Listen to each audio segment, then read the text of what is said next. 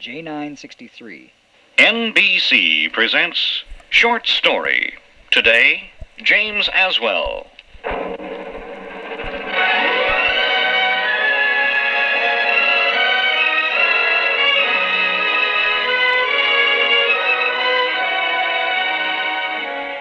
He's been a journalist, a commentator on the turbulent politics of the Deep South with all their overtones, passion, and violence. And out of this background, at least in good part out of this background, he's become a fiction writer, an expert in the form of the short story. James Aswell. Today, we bring you one of his most compelling short stories, a story set in the dank heart of his Southland. And we'll begin our short story in just a moment.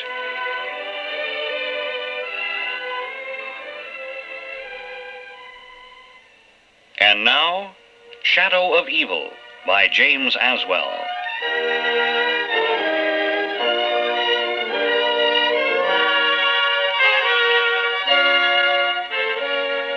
The dawn is cool and full of promise, and the promise is false. This should be the happiest of days for me, and yet, even now, while my husband loads the car for the trip to Capital City, I feel faint spectral shocks. And in the bright dawn, the shadow of evil is upon me. Clary? Yes, Steve?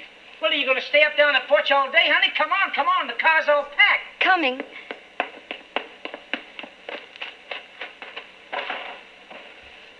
Heard you lock the door? Yes, Governor. Well, hold on to your hat, lady. This is it. Before us lie 200 suffocating, glare-flashed miles of highway to Capital City. This is the Glory Road, the end of the big dream for Steve. Yes, most certainly the end of some dream. You happy, honey? Well, what woman wouldn't be happy at the thought of her husband running for governor? Well, you seem kind of quiet. You're going to be the governor's wife, honey. The first lady. Don't that mean anything? The governor's wife. You're proud of me? Proud as proud. A little frightened, too, Steve. Hey, honey. I haven't had a drink for 8 months. You know what that means? I do, Steve. It's wonderful. Oh, I got it licked 3 ways, honey. Oh, it was you who did it, Steve, not the doctor. Well, maybe. But you can bet your boots that Kanga knows it. Yes, sir, I've got it licked or he wouldn't have asked me to run on the machine ticket. How about a kiss, honey? Oh, I'm going to need you, Clary. I'm going to need you to help me. Yes, Steve. I know. Is this why I'm afraid? Is it remembering? It was always just one, honey. Then the brawls and disappearance for days and weeks. And then at home, Steve crawling around the house, begging for a drink, whimpering like a baby. And the inevitable finale in the rest home in the neighboring state. Is it over? See how he rubs the scar on his wrist. He does that when he's upset. Do you realize, Mrs. Lenahan, that you and me have got a doggone good chance of living in the governor's mansion for the next 4 years? Yes. Well, doesn't it give you a bang, woman? Clary, what on earth are you dreaming about? Funny, I was just remembering when we first met at Central State. Oh, Lord. Lord, we were a couple of crazy kids. You were going to have a band, and I was going to be your vocalist, remember? Yeah. Shucks, that was kid stuff. That was terrible junkery. Was it, Steve? You know it was. Darn fool, I swear. Did you see that truck almost run me off the road? Doggone it. Light me a cigarette, will you, Ree? Yes, darling. Yeah, I reckon politics runs in our blood. I got elected to the State House of Representatives easy enough, didn't I? Well, with the right kind of a publicity manager, I could... Say, what about that friend of yours, honey? You know, the fellow that used to teach at Central State and then went into the newspaper business. What was his name? Hugh? Yeah, that's it. Hugh Kempton. What do you think of Hugh Kempton, honey? What do I think of Hugh Kempton? What do I think of my love? My terrible, doomed, clandestine love. Oh, Steve, if you knew, if you only knew. Well, what do you think of Hugh Kempton? Oh, honest, Ree, you're someplace else this morning. I can't seem to reach you. I'm sorry, dear. It's just that I'm so excited about all this. Yeah. Look, I got a mission here, honey. In this dirty little town? Well, this is the kind of dirty little town that wins elections, honey. Come on, come on. Across the dusty little square toward a lone pine building where a fat man with a stubble beard waddles off the porch. Hi, Mr. Steve. I see you got my postage card. You bet I did. How's Hurd? He ain't no better. He's sick with worrying, too. Well, we're going to fix that, sure. Claire, honey, I want you to meet my good friend Pete Mastic. Pleased to meet you, ma'am. I knowed Steve's father. He was a fine man. This way. Come on in. Am I going to faint? The air is gagging, sour. The room is disordered. The man in the rocking chair is wizened and small. His head sits crookedly on a withered body. He has any age, beyond 50. This is Mr. Lenahan, Hurd. I know who it is. Yeah. Is this your Mrs. Steve? That's right, Hurd. Honey, this is my good friend Hurd Mastic. Well, he just about runs politics in this here part of the state. He only lost 17 votes for Carl out of 180 last election. You tell him that when you see him, Steve. I want him to know. Oh, the governor knows you're a great friend of his, Hurd. Excuse me for not getting up. I've been sick as a dog. That ain't no lie. You know I'm a Kanger man, Steve. Always was. But I supported your dad last time I run. Yeah, he was the smartest and greatest senator this state ever had. If you're half as good a man... What's on your mind, Hurd? And now, suddenly, I understand something about my husband. How many times, Steve, have you been compared and found wanting? Yeah, they broke the mold when old Senator Lenahan died. Kanger's going to run you for governor, I hear. Well, it isn't set yet. You'll win. Your pa's name. We'll back you, boy. What is it you wanted, Hurd? I want you to do something for me. Well, sure, Hurd. You know me. My boy, Willie. They're trying to take him away in this new draft. I want you to fix it with Carl. What? Hurd, I can't do a thing like that. Oh, Carl can do it in 5 minutes. Yeah, I've done a lot for Carl, and by Sunday I want this favor. I'll see, Hurd. I'll most definitely see. Don't see. You tell Carl Kanger. C.K. Fenner is chairman of the draft board.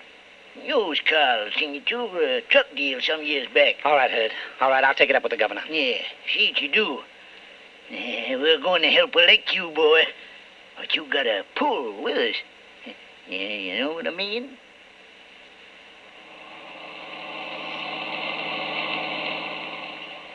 Well, what'd you think of Hurd Mastic? He ought to bathe. Oh, you'll get used to him. I think not. Are you going to get his son off? Oh, you have to kid him along. That's politics, honey. Steve, suppose you lose. I can't lose. I feel it in my bones. Suppose. Oh, Clara, you talk like a doggone fool. Don't you realize I'm set up to be governor of the state? Good Lord, woman, don't you know what this means to you and me both? Quit fighting me all the time. For Pete's sake, let me be. All right. All right, Steve.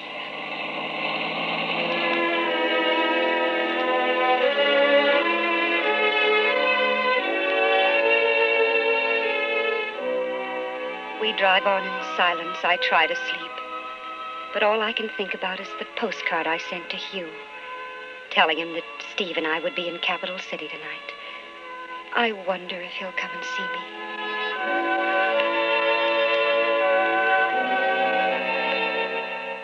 The chair in the foyer of the governor's mansion is hard and uncomfortable. I sit stiffly trying to read a magazine. At the desk in the corner sits a state policeman poring over a crossword puzzle. It is almost 7 o'clock, and Steve has been with him over an hour. What's that, officer? Oh, pension marchers setting off fireworks. We're going to give the governor a torchlight parade tonight. Thank him for all he done for him. Old people? Yeah. Brought him from all over. Sent the school buses after him. Oh, they must think a lot of the governor. They know better not to come. He was rounded up and told. If they want them checks, they better march, and they know it. Listen to him, will you? Larry, honey. Steve.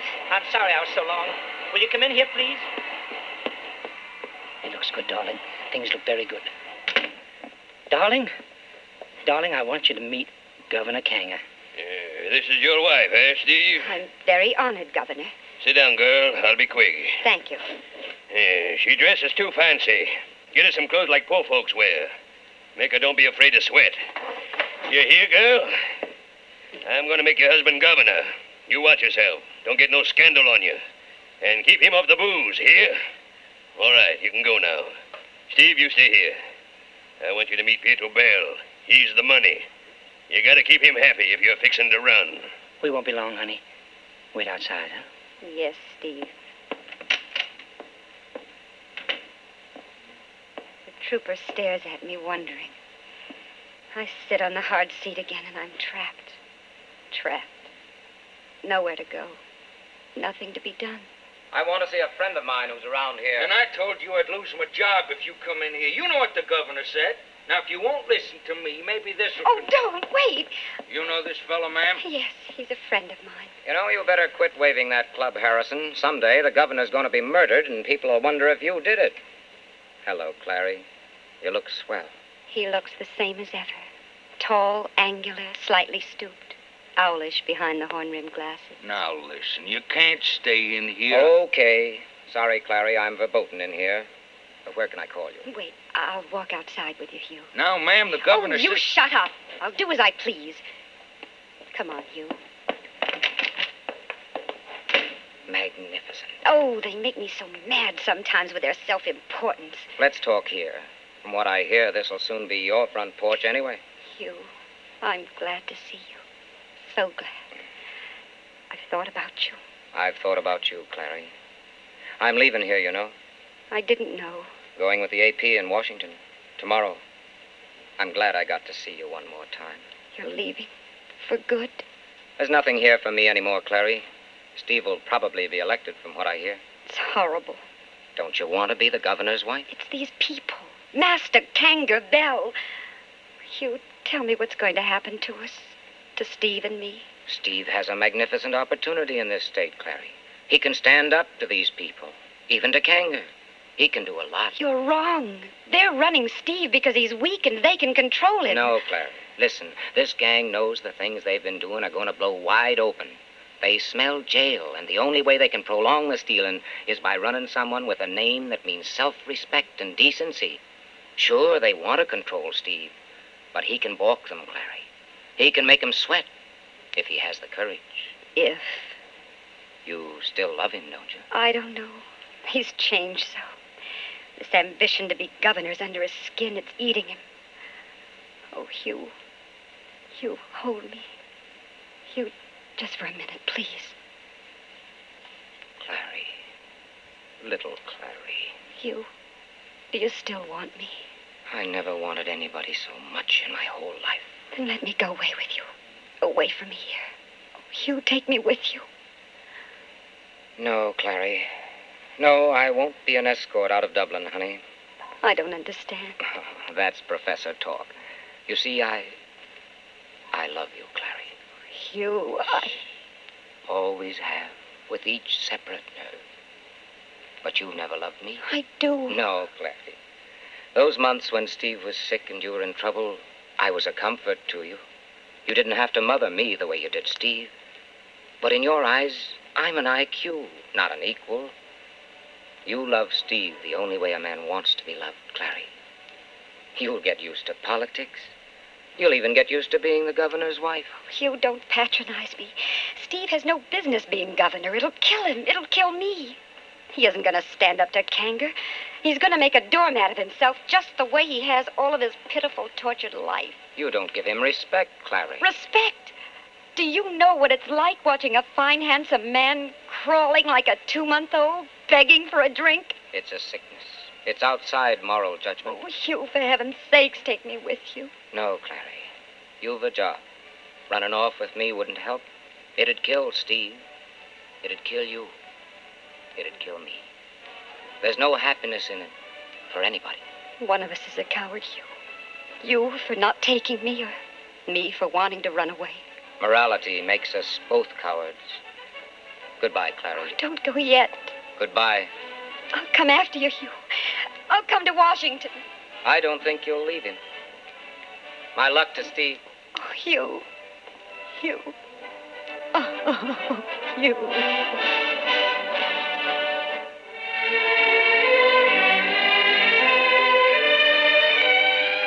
Our story continues after this brief pause.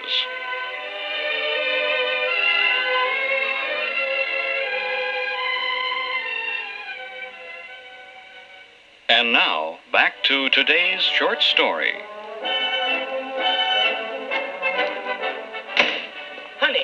Honey, what the devil are you doing out here? You're holding up the works. I wanted some fresh air. Fresh air? Oh, listen, honey, we're supposed to ride in that parade, the second car. You can't keep a governor waiting. Steve, please. You gotta show some consideration, honey. Steve, let's not quarrel.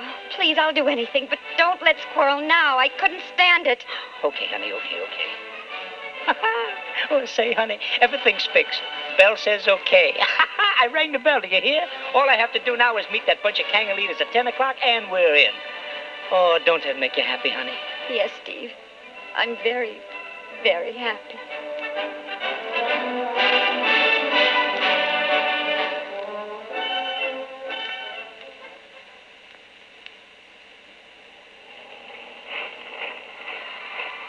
The limousine is a dark, soft cradle. We roll along the tree-shrouded street where a ragged crowd stares without enthusiasm. Behind us, the band plays, and the old age pensioners sing in a ragged falsetto. And over it all, I feel the shadow of evil.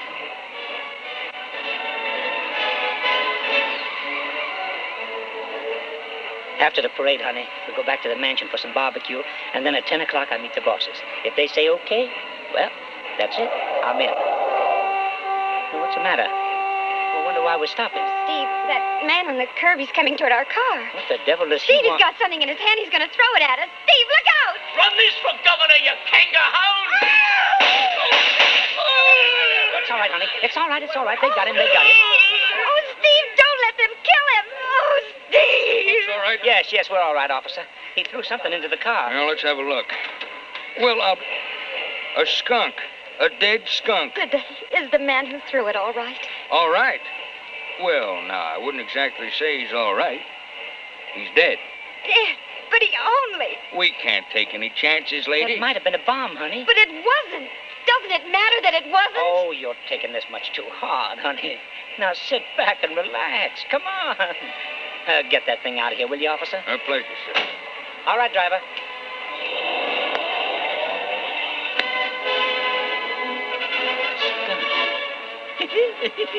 You smell it? It's really not as bad as you'd think, being thrown in here like that.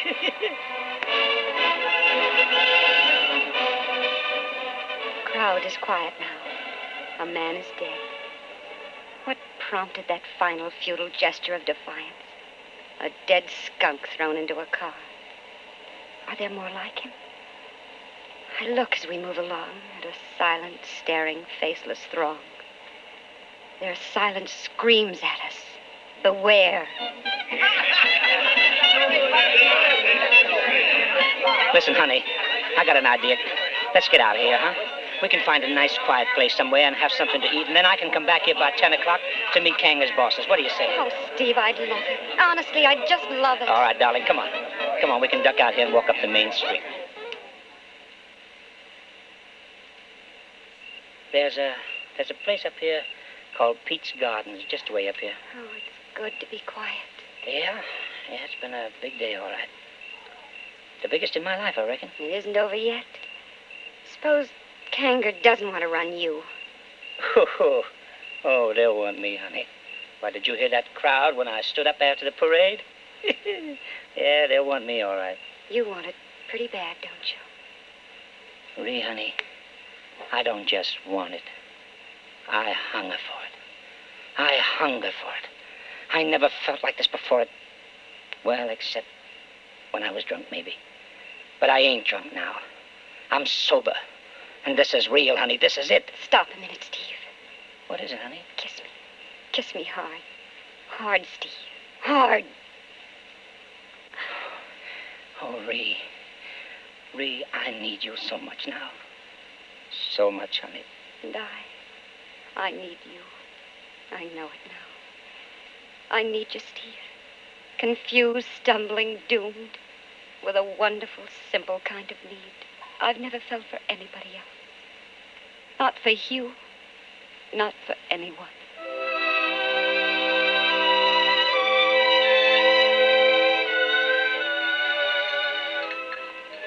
Well, now this is what I call a steak, woman. Why don't you learn to put garlic on meat this way? Governors don't eat garlic.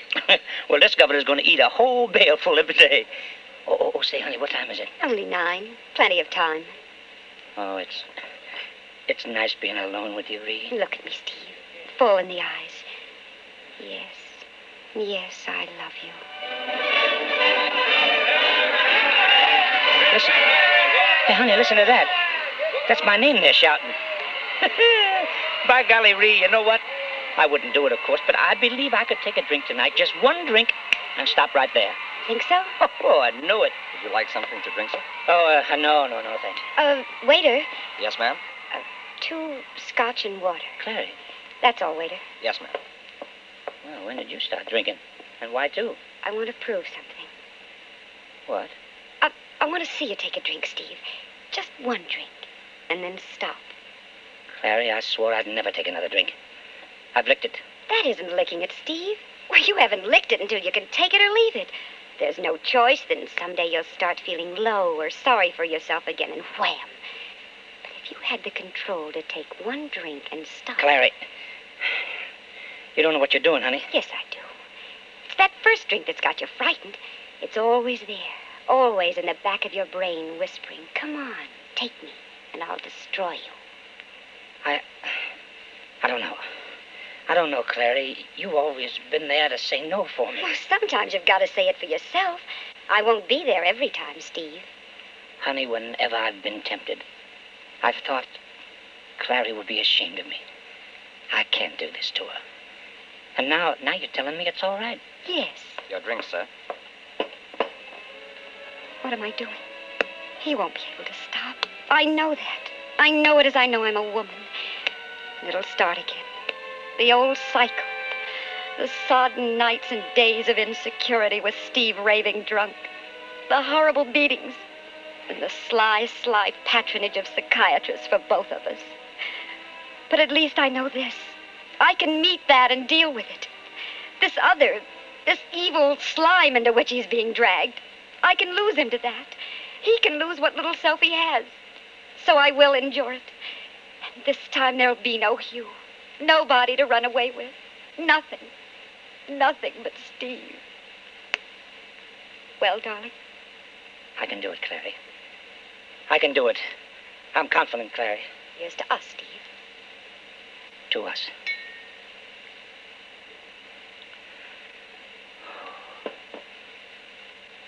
Oh, Lord. Oh, Lord, that feels good. I can feel it spreading, honey. Oh, I've needed it, Clary. I've needed it for 8 months now. Would you excuse me a moment, darling? Powder my nose. Don't be long, dear. I won't. Waiter. Yes, sir? Another one, please, and make it quick, will you? Yes, sir. I understand, sir. Give me the number of the Star Ledger, please. 7800. Thank you. Oh, God forgive me. God forgive me for what I'm doing. Star Ledger, McCloskey. Hello? Is this the newspaper that's supporting the reform candidate this year? We're supporting anybody who runs against the Kanger machine. Well, if you'd like to see the Kanger's candidate for governor make a public spectacle of himself, send a photographer to Pete's Garden on Sapphire Street. Oh, Ree. Well, you took so long, I ordered another drink, honey. Just one drink. Don't do it somehow. And it leaves me kind of shaky, honey. I don't want to be shaky when I meet those Kanger leaders. Do I? Do I, Ree? No, Steve. You know what's a funny thing, Ree? But I've been thinking. You know that big picture of my father? The one that New York artist painted? I know the one. Well... Your drink, sir? Oh, thank you.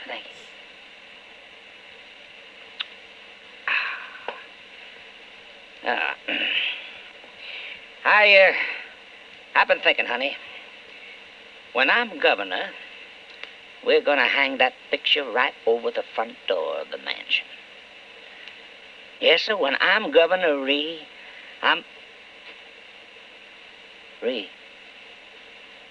Ree, do you hear me? Yes, darling. I hear you.